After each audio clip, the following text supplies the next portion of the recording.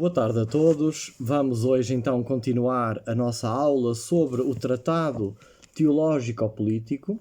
Estamos a ler, nas últimas aulas, o capítulo 1 sobre a profecia ou a revelação.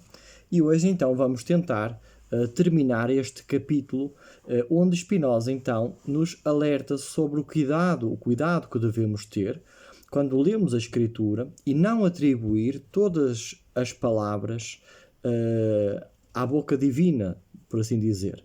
E então ele alerta-nos que devemos ter em atenção os hebraísmos, o modo dos hebreus falarem, para então perceber que muitas coisas que eram atribuídas a Deus, quer em palavras, quer em ações, eram apenas um modo de dizer e não uma revelação direta de Deus. Vamos então agora dar continuação ao texto do Tratado Teológico. E diz assim Spinoza: dado, pois, que às obras insólitas da natureza se chama obras de Deus, e às árvores de altura descomunal árvores de Deus, não nos devemos admirar que no Gênesis se chame filhos de Deus aos homens de estatura elevada e com muita força, ainda que sejam ímpios, ladrões e devassos. Então, para lembrar um pouco do que estávamos a falar, era um hebraísmo, o modo dos hebreus falarem, atribuírem a Deus tudo aquilo que fosse grandioso, fora do comum. E então, lembra-nos aqui que quando havia algum fenómeno da natureza que ultrapassava em magnitude aquilo que eles estavam habituados a ver, eles chamavam uma obra de Deus. Quando as árvores, por exemplo, eram enormes e gigantes, maior do que o tamanho normal, eles chamavam de árvores de Deus.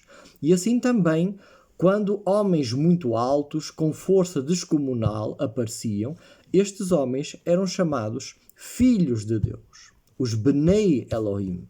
Muita especulação foi feita sobre estes Bnei Elohim, estes filhos de Deus, e o que Spinoza está a dizer é que o sentido mais literal do termo tem a ver com este hebraísmo, este modo dos hebreus falarem, e não está aqui a falar de seres sobrenaturais ou de anjos, como se especulou, quando, por exemplo, em Gênesis diz que os filhos dos deuses, os Bnei Elohim, desposaram, casaram com as filhas dos homens, etc.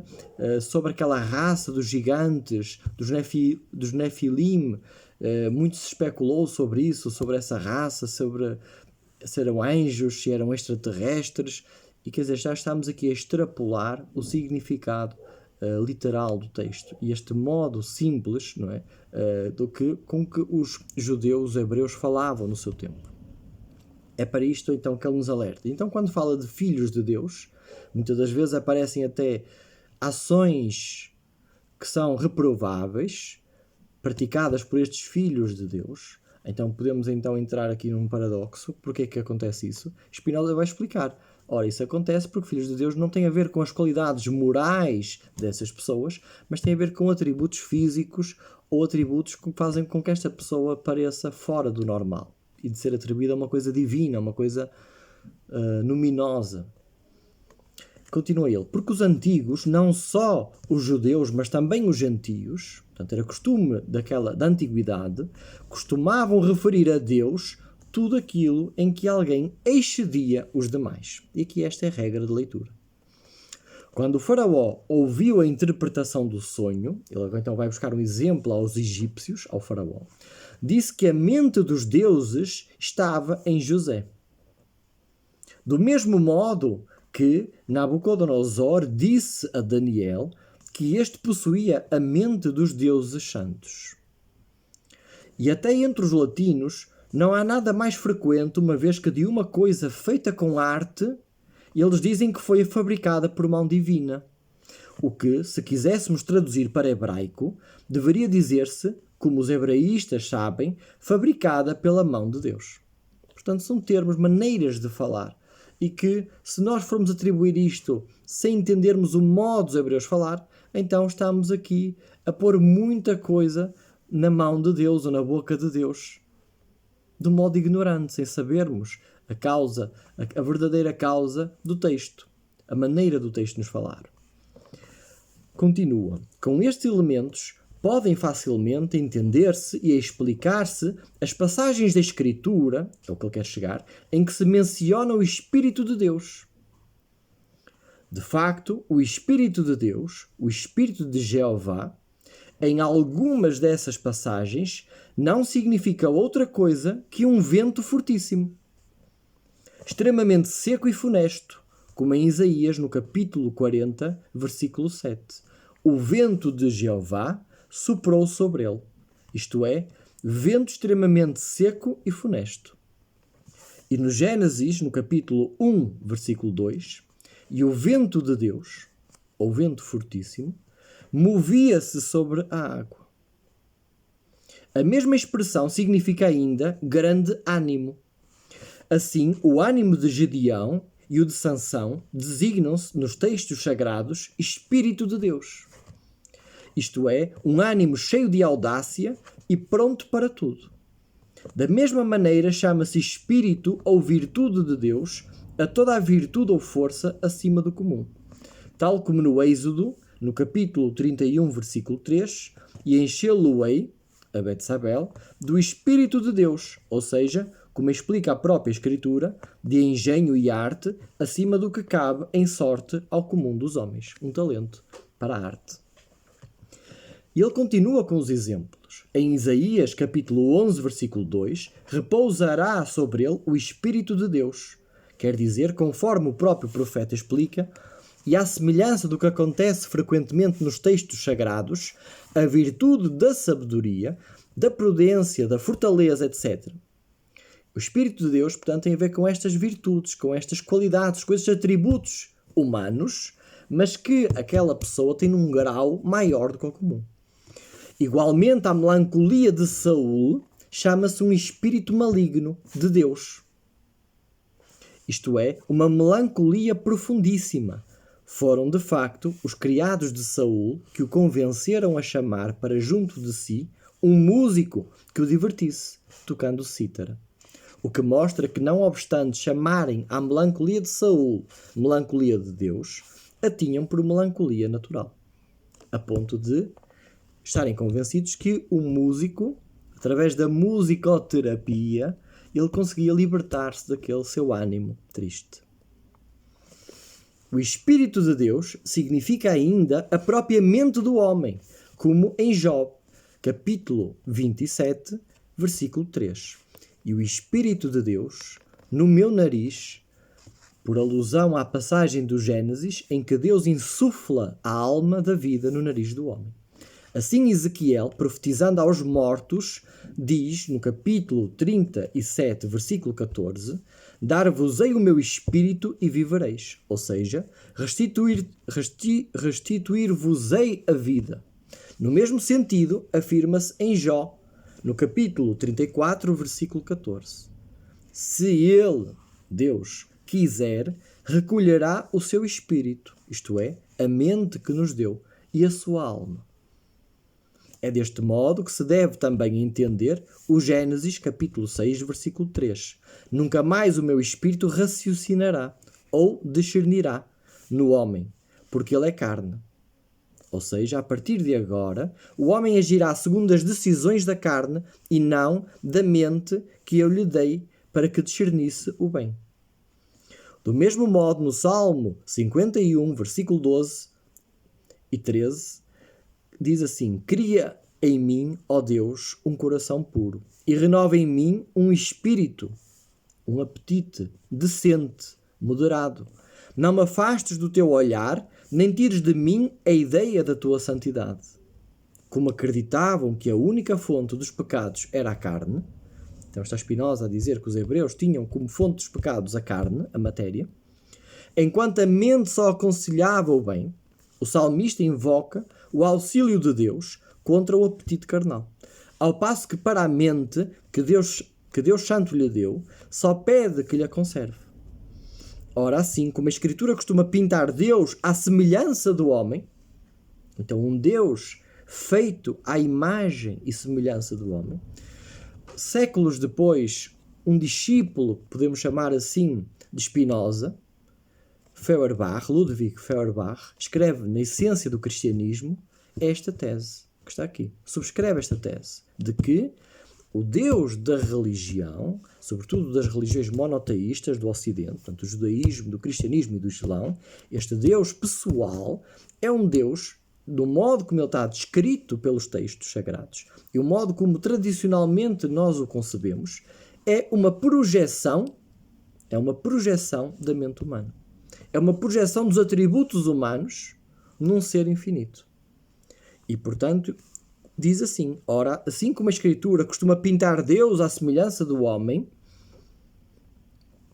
portanto, o contrário do que está escrito no livro do Gênesis, de que o homem foi feito à imagem e semelhança de Deus, é justamente o contrário.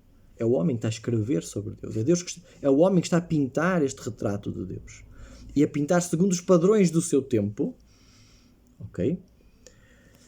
E dada a ignorância do vulgo, atribuir-lhe mente, ânimo, afetos, até mesmo um corpo e um hálito, assim também utiliza muitas vezes Espírito de Deus por mente, quer dizer por ânimo, afeto, força e hálito da boca de Deus. Maimónides, no Guia dos Perplexos, vai justamente combater esta tendência antropomórfica que o vulgo tende a atribuir a Deus. É neste sentido, é na senda de Maimónides, que se situa a crítica de Spinoza. Assim, Isaías, capítulo 40, versículo 13, diz: quem dispôs o Espírito de Deus ou a mente. Quer dizer, quem, a não ser o próprio Deus, determinou que a mente divina quisesse algo. E no capítulo 63, versículo 10, diz: e encheram de amargura e de tristeza o espírito da sua santidade.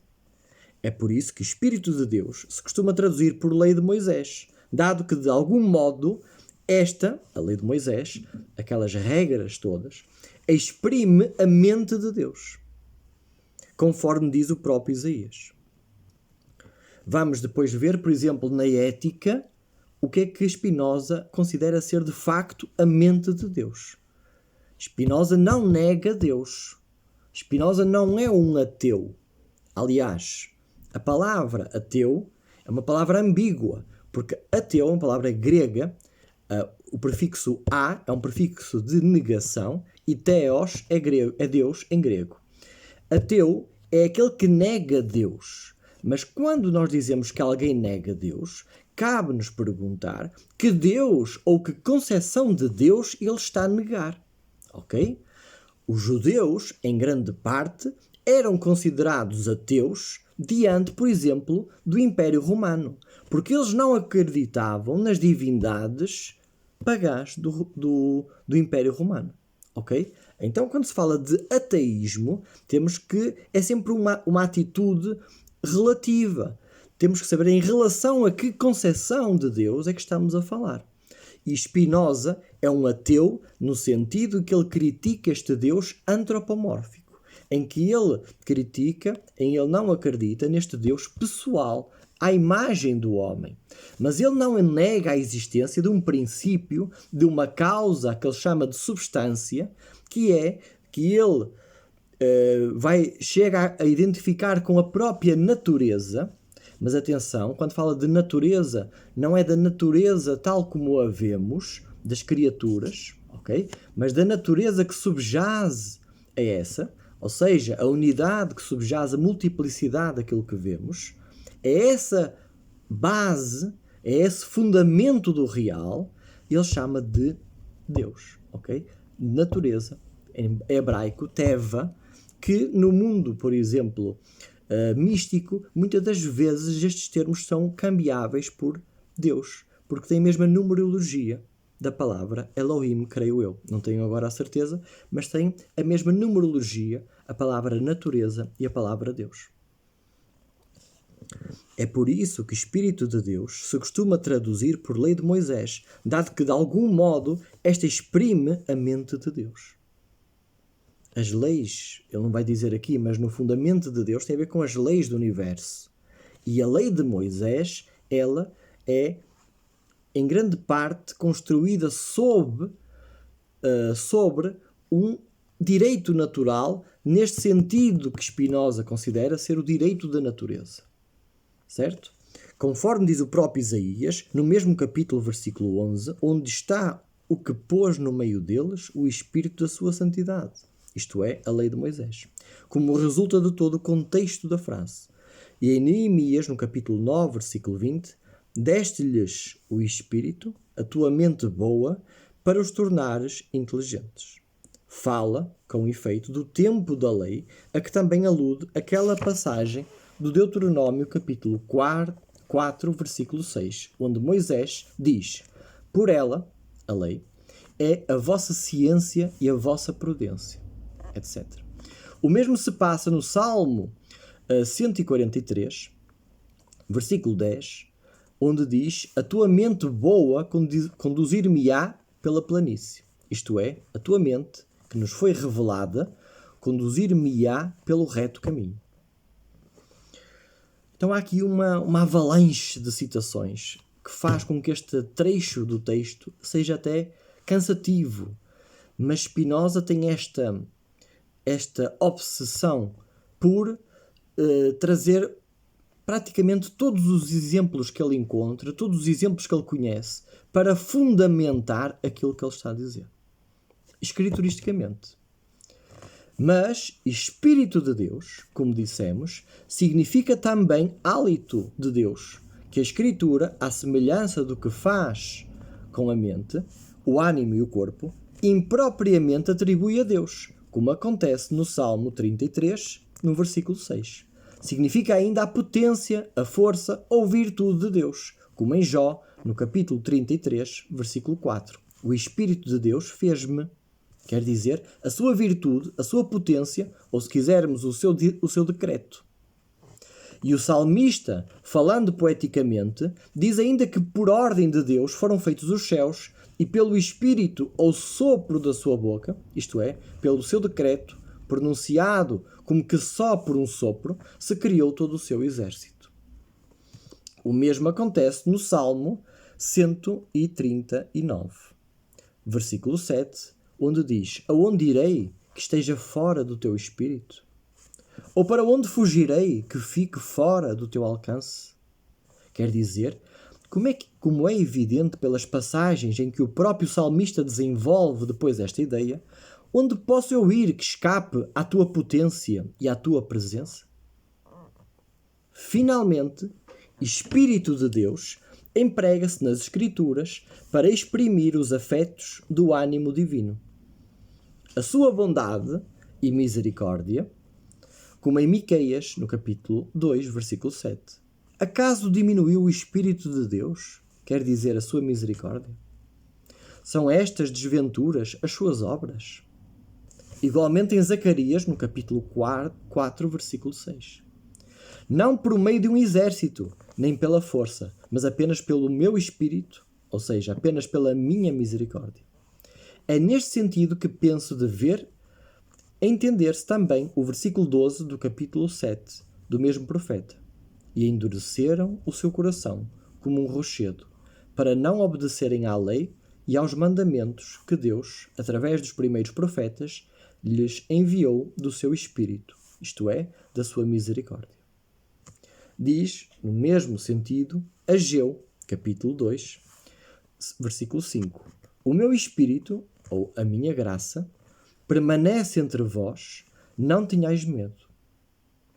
Quanto ao que diz Isaías, e agora me enviou o Senhor Deus e o seu Espírito, no capítulo 48, versículo 16, tanto pode entender-se por ânimo e misericórdia de Deus, como ainda pela sua mente revelada na lei. Com efeito, ele diz: desde o princípio, desde a primeira vez que vim junto de vós para pregar a cólera de Deus e a sentença por ele proferida contra vós, jamais falei às escondidas. Desde que ela foi proferida, eu compareci, como confirmou no capítulo 7. Mas agora sou um mensageiro da alegria, enviado pela misericórdia de Deus para cantar a vossa restauração. Faz ele uma parafraseia, Spinoza. Pode também como eu disse, entender-se por mente de Deus revelada na lei.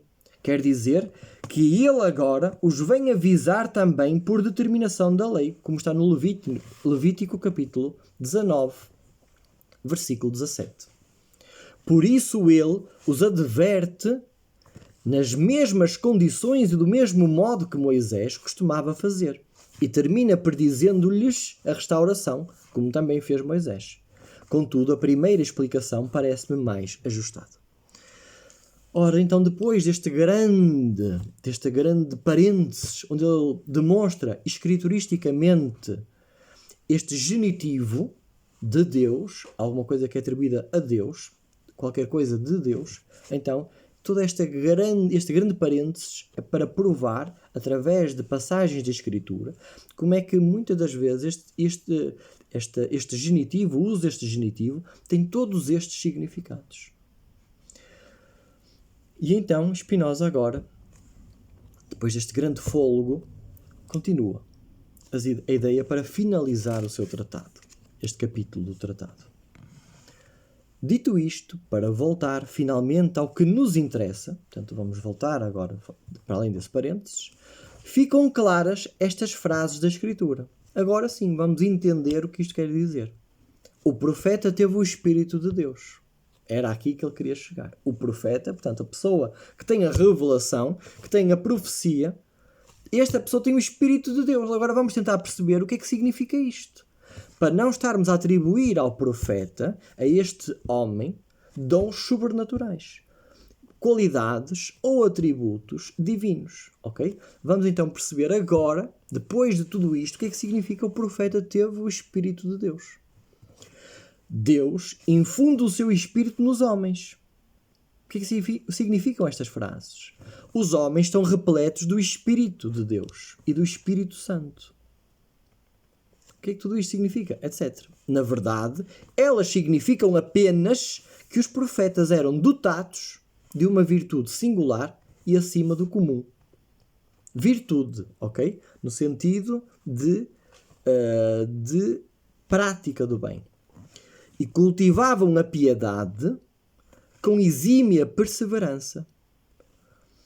Depois, ele faz aqui uma anotação. Quando diz que os profetas eram dotados, ele faz uma nota, aqui embaixo do texto, escrita por ele mesmo, que diz assim: embora alguns homens possuam certos dons que a natureza recusa aos outros, não se diz, contudo, que eles excedem a natureza humana.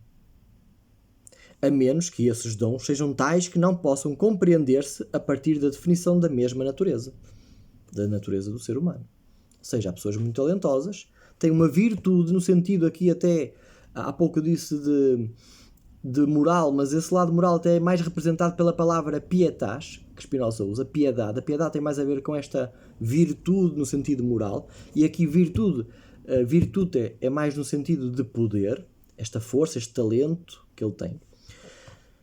Mas estes talentos são talentos humanos, não são talentos sobrenaturais, são talentos que fazem parte da natureza humana. Por exemplo, uma altura de gigante é rara, mas apesar disso é humana. Pouquíssimos são os que conseguem improvisar poemas, e no entanto isso é humano. Há até quem o faça com a maior das facilidades. Ou imaginar, e a palavra aqui imaginar é importante, daqui a pouco vamos ver porquê, ou imaginar certas coisas de olhos abertos, com tanta vivacidade, como se elas estivessem mesmo na frente. São pessoas com muita criatividade, com muita imaginação. Porém, se existisse alguém que tivesse um outro meio de compreender e outros fundamentos para o conhecimento, que não fossem estes humanos, que não partissem das capacidades do cérebro humano, esse sim ultrapassaria os limites da natureza humana. Mas não é disto de que se trata. E não é disto que se trata quando a Escritura fala que o profeta tem o Espírito de Deus. Certo? Então, volta aqui ao texto. E diz então assim: demonstramos com efeito que espírito em hebraico tanto pode significar a mente como a intenção, e que por tal motivo a própria lei, na medida em que exprimia a mente de Deus, era designada por mente ou Espírito de Deus. Por idêntico motivo, a imaginação dos profetas, podia designar-se por mente de Deus. Como assim? Uma vez que por ela eram revelados os decretos divinos. Quer dizer, através deste poder vivo de imaginar, os profetas conseguiam transmitir aos outros uma verdadeira regra de vida que era de acordo com as leis universais. E podia dizer-se que os profetas, então, tinham a mente de Deus. E embora a mente de Deus e os seus eternos juízos estejam igualmente inscritos na nossa mente, a razão humana é capaz de compreender as leis da natureza. Há uma inteligibilidade em todo o universo, em que nós conseguimos compreender o que é favorável à nossa vida, à nossa saúde, aquilo que nos leva à vida e aquilo que nos conduz à morte. Então, como isto está inscrito na nossa mente, e por conseguinte também nós compreendemos, para falar como a Escritura, a mente de Deus, no entanto, como o conhecimento natural é comum a todos, a razão é comum, qualquer pessoa tem acesso a isso, desde que saiba utilizar esse instrumento, que é a razão, é comum a todos, já não possui, conforme dissemos, o mesmo valor aos olhos dos homens, em particular dos hebreus, que se gabavam de serem superiores a todos e costumavam ter desprezo por todos e, consequentemente, pela ciência que a todos é comum. Aqui uma crítica, não é uma crítica antissemita, obviamente, é um judeu Spinoza que está a falar isto, mas é uma crítica àquilo que Spinoza considera, isto é a opinião de Spinoza, considera ser um bocado a atitude destes antigos hebreus em relação a outros povos que os rodeavam, não é? E aqui podemos apontar isto por muitos motivos, por motivos de perseguição, etc. Não vamos agora entrar no âmago desta questão, mas aquilo que muitos povos, como por exemplo a Grécia, o Egito em parte, atribuíam, por exemplo, a mero resultado do raciocínio, da razão, para os hebreus tinha muito mais valor e mais legitimidade, e não só para os hebreus, para os povos do Oriente em geral, tinha muito mais valor se esta observação ou se esta lei tivesse por trás um poder divino que selasse, que decretasse, que revelasse, e que, portanto, esta sabedoria não era meramente humana, tinha sido revelada pelos deuses, era superior, mas na verdade não está a dizer nada que ultrapasse a mente humana. Não está a dizer nada que uma mente sã não alcance. Por último, dizia-se que os profetas tinham o Espírito de Deus, porque os homens ignoravam as causas do conhecimento profético. Quer dizer, não sabiam como é que o profeta chegava lá. E por isso admiravam-no e atribuíam-no a Deus, como faziam com qualquer outro prodígio, chamando-lhes conhecimento de Deus. Pode-se, pois, afirmar agora, sem quaisquer reticências, que os profetas não perceberam a revelação divina senão através da imaginação. E isto aqui, no século XVII, na comunidade judaica de Amsterdão, isto é uma bomba, porque vai contra esta perspectiva sobrenatural da Torá e da própria profecia, do próprio texto, da escritura em si, de toda a revelação, da qual o povo de Israel se achava detentor. E, portanto, isto põe em causa os fundamentos teológicos, da eleição de Israel. Põe em causa, compreendida desta forma, certo? A eleição tem outros sentidos e que são hoje explorados por tendências mais modernas dentro do judaísmo, por exemplo, o sentido da eleição como responsabilidade e não como único. Mas, aqui neste caso concreto, Spinoza, então, vai explicar isto. Pode-se, pois, afirmar que agora, sem quaisquer reticências, que os profetas não perceberam a revelação divina, senão através da imaginação, isto é, mediante palavras ou imagens, portanto, de modo subjetivo na maior parte do tempo, as quais, ora eram verdadeiras, quer dizer, ora eram de facto reais, o que ele diz que isto aconteceu segundo a Escritura, não segundo a verdade histórica, mas segundo a Escritura, isto aconteceu muito pontualmente, com Moisés, ora imaginárias, quer dizer, através de sonhos, de visões, de processos subjetivos, e que ele narra que é o que acontece na maior parte da Escritura, nos profetas, segundo a própria Escritura. Com efeito, se não encontramos na Escritura outros meios além destes, também não nos é lícito, como já mostramos, estar a inventá-los. No que toca, porém, às leis da natureza, segundo as quais tal aconteceu, confesso que as ignoro. Quer dizer, ele não sabe através de que processos naturais é que a imaginação dos profetas os conduziu a regras de vida que são de acordo com a razão. Ele também não vai explorar isto. Poderia, evidentemente, dizer, como outros, que aconteceu pela potência de Deus. Mas isso teria ar de conversa fiada. Seria o mesmo que querer explicar a forma de qualquer coisa singular por um termo transcendental. De facto, tudo é feito pela potência de Deus. Ou seja, se os profetas chegaram lá pela imaginação, então deve haver uma explicação natural. Spinoza diz, eu ignoro qual seja esta explicação. No futuro talvez alguém possa perceber, através do subconsciente, estamos agora nós a falar, certo? Através do subconsciente, através da intuição, através de processos que até hoje nós desconhecemos, de como funciona a mente humana e tudo mais. Mas se aconteceu algo disto, este algo só se pode dar dentro de explicações meramente naturais, de leis do universo, da natureza. É isto que Spinoza está a dizer. Ele ignora e não vai agora dizer como aos outros, isto pela potência de Deus. Obviamente, é pela potência de Deus, é pela potência do universo, da natureza que isto acontece.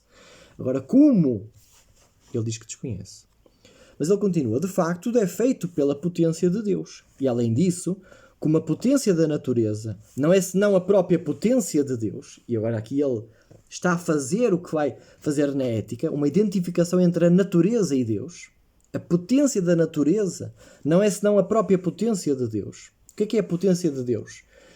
Deus pode tudo. O que é que ele quer dizer com isto? A natureza, o universo pode tudo. Tudo que existe foi pelo poder deste universo, pelo poder destas leis que existem na natureza, desta unidade que subjaz toda a multiplicidade. Nós não compreenderemos esta enquanto ignorarmos as causas naturais. Enquanto não sabermos as causas naturais destes efeitos, há muita coisa que nós hoje ainda não sabemos explicar, as causas naturais de tudo o que acontece, destes fenómenos. Mas há uma causa natural para os explicar. É, portanto, insensato recorrer a ela quando ignoramos a causa natural de qualquer coisa, que o mesmo é dizer a própria potência de Deus. Então há aqui uma honestidade intelectual de Spinoza. Verdadeiramente, nem sequer é preciso saber, agora, qual a causa do conhecimento profético. Isto diz para isto, agora para já não nos interessa perceber isto. Uma vez que tentamos aqui analisar, como já observei, apenas os ensinamentos das Escrituras, para deles extrairmos, como se tratasse de dados naturais, as nossas conclusões. Quanto às causas de tais ensinamentos, essas não nos interessam. Quer dizer, não nos interessam para o escopo, para o objetivo deste tratado. Tendo, portanto, os profetas percebido por meio da imaginação o que Deus lhes revelou, não restam dúvidas de que eles poderiam ter percebido muitas coisas que excedem os limites do entendimento. Pois, com palavras e imagens, se podem compor muitas mais ideias do que só com os princípios e as noções em que se baseia todo o nosso conhecimento natural. É, além disso, evidente a razão porque os profetas perceberam e ensinaram quase tudo por parábolas e enigmas, e exprimiram sob forma corpórea tudo o que é espiritual. Quer dizer, estas intuições que eles tiveram, fruto de um processo natural que nós não sabemos qual é, certo? E que hoje há muitas teorias sobre os processos intuitivos, de como é que eles se formam. Não vamos agora entrar nesta questão, e Spinoza também não quer entrar nisto, mas eles, para transmitir estas imagens, certo? Que eram muito mais poderosas, estas intuições que eram mais poderosas do que as palavras, do que o vocabulário. Então, muitas das vezes, eles traduziam estas ideias, estas imagens, em parábolas, em enigmas. Porque eles, como são ambivalentes, como eles são polifónicos, eles conseguem transmitir muitos significados ao mesmo tempo, sem excluir outros. E então, eles exprimiam também, muitas vezes, de forma corpórea, materializavam estas ideias. Tudo o que é espiritual é que, assim, as coisas adequam-se melhor à natureza da imaginação. Porque a imaginação, ela vai buscar as imagens aos sentidos. E por isso, ela precisa ter formas, precisa ser corpórea. E já não é para admirar o fato das Escrituras ou os profetas falarem tão imprópria e obscuramente do Espírito ou da mente de Deus. E por isso, então, por causa disso, por ter que usar imagens, por ter que usar palavras, por ter que usar formas corpóreas para explicar este princípio, este fundamento, esta intuição que eles tinham do universo, então a linguagem deles é extremamente inadequada, é extremamente imprópria e obscura, segundo Spinoza. E por isso os profetas não são aqueles que nos podem dar uma imagem mais verdadeira de quem ou do que o que é Deus. Eles podem, isto sim, é dar-nos um modo de vida. É isto que Spinoza está a dizer. A teologia, o objetivo dos profetas, da profecia, da revelação, é transmitir-nos um modo de vida, uma regra de vida, mas não explicar a verdadeira natureza de Deus, do universo. Porque isto não era da alçada dos profetas. Os profetas não eram cientistas, não eram filósofos, não se questionavam sobre estas coisas. Não usavam o poder do intelecto para perceber estas coisas. Como nos Números, capítulo 11, versículo 17, nos Reis, no livro 1, capítulo 22, 2, etc. Ou de Miqueias, ver Deus sentado, enquanto Daniel o vê como um ancião vestido de branco, e Ezequiel como uma chama. De os discípulos de Cristo terem visto o Espírito Santo como uma pomba que descia, e os apóstolos o verem como línguas de fogo. Ou finalmente de Paulo, antes da conversão, ter visto uma grande luz. Tudo isso está, com efeito, plenamente de acordo com as imaginações vulgares sobre Deus e os Espíritos. Esse é o modo comum das pessoas imaginarem tudo isto. E são estas imagens comuns, são estas imagens que o povo podia entender, mas que os próprios profetas também as usavam, porque eles não tinham uma linguagem conceptual para explicar, filosófica, científica, para explicar sobre o que é o universo, o que é este fundamento, o que é a natureza em si própria. Como eles não tinham este arcabouço, eles então tinham que se usar desta linguagem popular, destas imagens comuns, perceptíveis por todos. Por último, e porque a imaginação é vaga e inconstante, a profecia não demorava muito tempo nos profetas, além de não ser frequente, mas extremamente rara. Isto é, só se dava em pouquíssimos homens e mesmo nestes só muito raramente. É muito curioso notar aqui, isto faz até parte da própria tradição rabínica e hebraica, que posteriormente o sábio, o estudioso, ele está acima dos profetas, está acima da profecia em determinado momento. Porquê? Porque o profeta tem acesso a estas intuições momentaneamente, casualmente, enquanto que o sábio tem sempre diante de si esta concepção de Deus, do universo.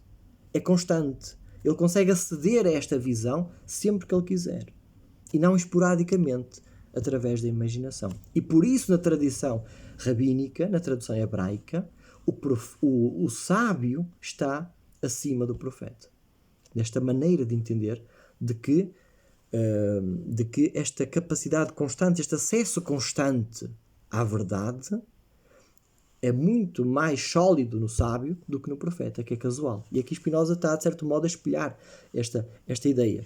Assim sendo, temos de ver agora onde é que pôde originar-se a certeza dos profetas. Ora, então, se eles tinham estas intuições, tinham estas imagens vagas sobre a divindade, sobre este princípio, sobre esta unidade de todas as coisas, então, como é que eles tinham tanta certeza do que falavam? Será que eles tinham certeza do que falavam? Será que eles precisavam de provas para si próprios, para ter certeza de que aquilo que diziam era próximo à verdade? Vamos então depois, onde é que pôde originar-se a certeza dos profetas a respeito de coisas que percebiam apenas pela imaginação e não pelos princípios certos da mente. Porém, tudo quanto acerca disso se pode dizer tem de ser extraído da Escritura. É esta promessa que Spinoza fez desde o início. Visto não possuirmos, como já disse, uma verdadeira ciência de tais assuntos. Quer dizer, nós não temos uma verdadeira ciência sobre a mente humana, neste momento em que Spinoza escreve. Isto é, não os podermos explicar pelas suas causas primeiras, ou naturais. Mostrarei no próximo capítulo o que a Escritura ensina sobre a certeza dos profetas, uma vez que é deles que vou tratar.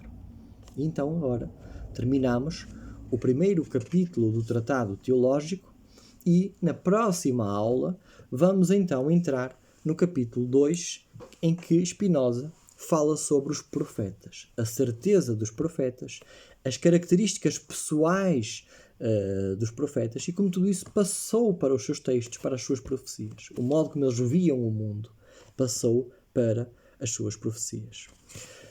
Fica aqui então um lampejo do que vamos falar na próxima aula e hoje então ficamos por aqui. Espero que tenham gostado e continuem então conosco neste estudo profundo. Eu preferi fazer assim, não podia fazer em 2, 3 aulas um resumo do Tratado Teológico-Político, mas nada como ler o texto. E como a maior parte das pessoas que falam sobre os assuntos não leram os textos, então eu faço questão de estar aqui a ler o texto e fazermos um comentário sempre muito próximo, como os antigos portugueses, nos primeiros descobrimentos que fizeram, até ao Cabo Bojador, as embarcações não se afastavam muito da costa. E assim andavam sempre junto à costa, a ladear a costa, para apalpar o terreno. Assim, então, nós também o nosso comentário tem este estilo. Nós estamos a fazer comentários sempre muito colados ao texto. Lemos o texto, comentamos, para não fugirmos muito e para não entrarmos aqui em ideias vagas e muito gerais que levam a que não tenhamos uma ideia precisa desta sabedoria que está aqui no Tratado Teológico e falada por muitos, mas conhecida por poucos. Um grande abraço, tudo de bom e até à próxima aula.